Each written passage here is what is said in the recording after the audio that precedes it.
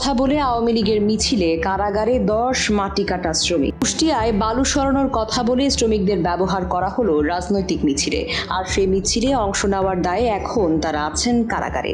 গত 2রা জুন রবিবার সকালে কুষ্টিয়া শহরের 6 রাস্তার মোড় থেকে একদল শ্রমিককে 600 টাকার মজুরিতে ভাড়া করা হয়।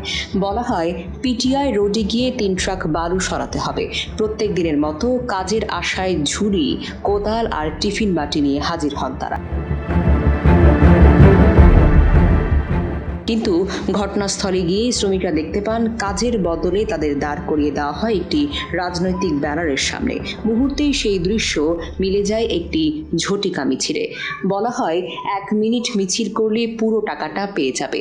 গ্রামের সহজ সরল শ্রমিকরা ভাবলেন, সারাদিন কষ্ট না করে যদি কিছু টাকা মেরে মন্দ কি বলুন।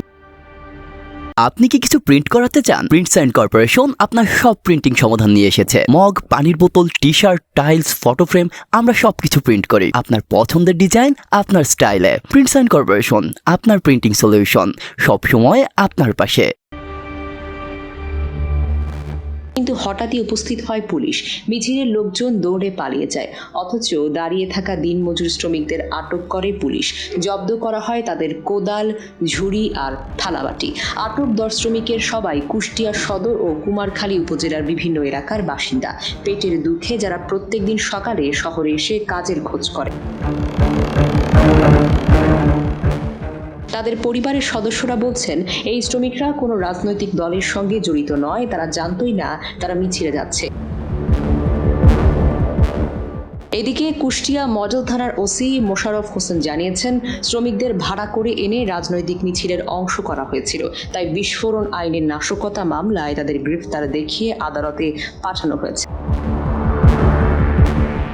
ঘটনার নৈপথ্যে শহর যুবলীগ নেতা সজিবুর রহমান সজীবের নাম উঠে এসেছে, যিনি শ্রমিকদের আশ্বস্ত করেন 1 মিনিট মিছিল করলেই টাকা দেওয়া হবে।